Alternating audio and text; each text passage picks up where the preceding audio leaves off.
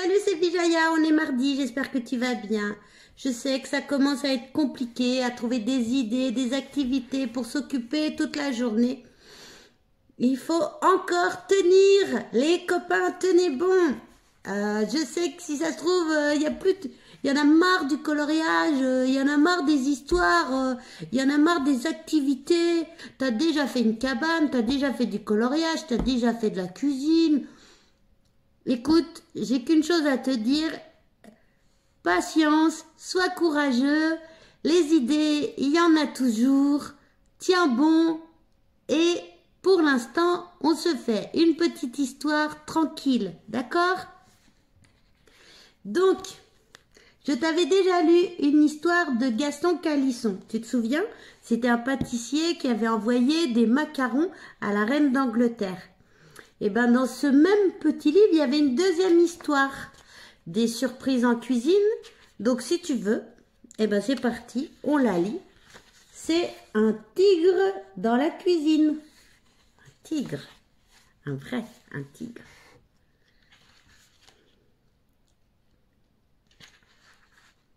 Ce matin, Gaston Calisson s'étire sous sa couette bleue turquoise et bâille.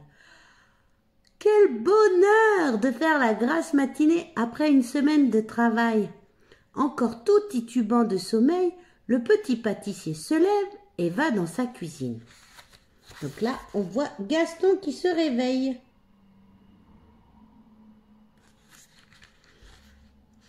Là, il se prépare un bon bol de lait tiède avec des céréales. Il tourne sa cuillère dans son bol.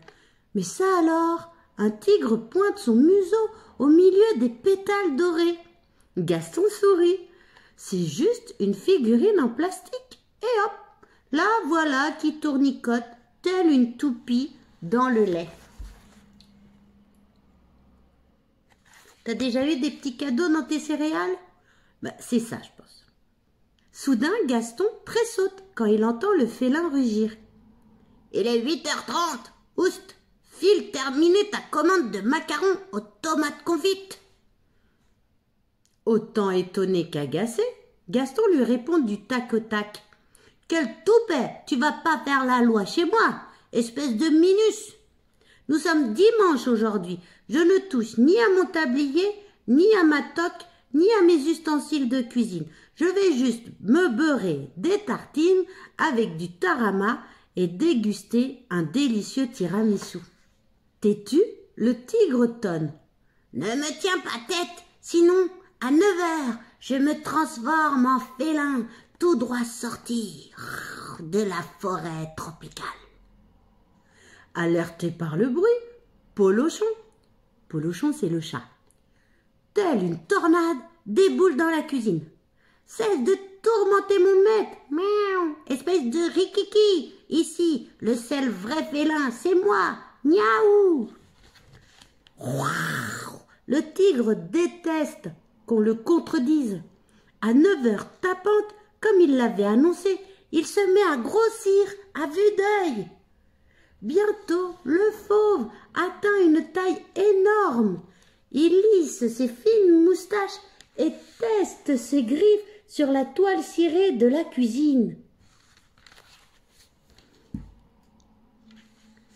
Puis, il bondit sur le tabouret, toise Gaston et lui ordonne « Presse-moi un jus d'orange, il me faut mes vitamines, et coupe-moi 33 tranches de terrine. » Tremblant, Gaston sert au redoutable félin sa boisson et son repas. Le tigre engloutit le pâté. Pas encore satisfait, il se trémousse et gronde. Pour mon dessert, apporte-moi 13 tartelettes aux tourterelles. Gaston n'aime pas tuer les tendres petits oiseaux. C'est trop triste. Alors il cuisine des tartelettes au lardon. Affamé, le tigre ne se rend compte de rien. La peau du ventre bien tendue, il s'installe confortablement sur le canapé.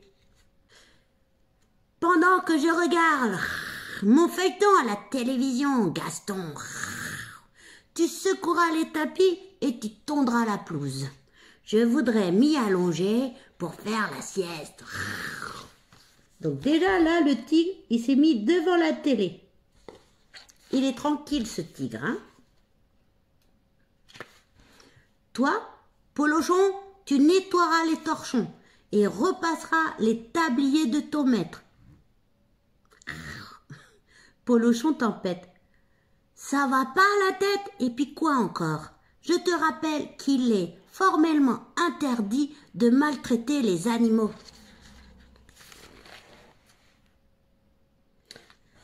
Le chat, il fait tout petit à côté du tigre. Mais il suffit au tigre de retrousser ses babines pour que Polochon se fasse tout petit devant lui. Quand la journée se termine, Gaston et Polochon sont sans force. Le tyran, lui, est en pleine forme. Il crie à leur briser les tympans. « Gaston, préparez-moi un jus de tortue et que ça saute !» Le pâtissier, épuisé, n'en peut plus. Il réfléchit au quart de tour. « Je vais servir à ce toqué une tisane au tilleul avec un bon somnifère pour qu'il se taise enfin. » Mais, fatigué, le pâtissier se trompe de tasse. Tchin tchin. Il boit d'un trait la tisane, titube jusqu'à son lit et plouf, tombe endormi.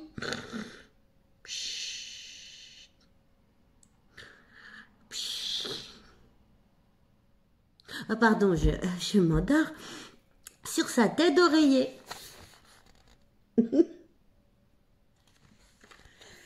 Le lendemain matin, Gaston s'étire sous sa couette bleu turquoise. Puis il rejoint son taquin Polochon dans la cuisine et bâille. « Oh, cette nuit, j'ai fait un terrible cauchemar. Toi et moi, nous étions les valets d'un tigre. » Mais quand le pâtissier et le chat s'installent à table, chat alors, ils n'en croient pas leurs yeux. Près de la boîte de céréales, une figurine de tigre les regarde. Oh oh, une toute petite figurine, un petit jouet. Oui, un félin, prêt à rugir plus fort que le tonnerre. Et voilà. Bon, c'était une petite histoire, mais qui est marrante. Toujours dans les éditions chez Belin, la collection Colibri. Pour apprendre à lire, à parfaire sa lecture. Je ne sais pas si tu as remarqué, mais il y avait plein de fois le son T. Donc, c'était difficile à lire, hein, tous ces T. Voilà. Eh ben, je reviens demain avec une nouvelle histoire. En attendant, prépare-moi ta plus belle grimace. Voici la mienne. Au revoir, bisous.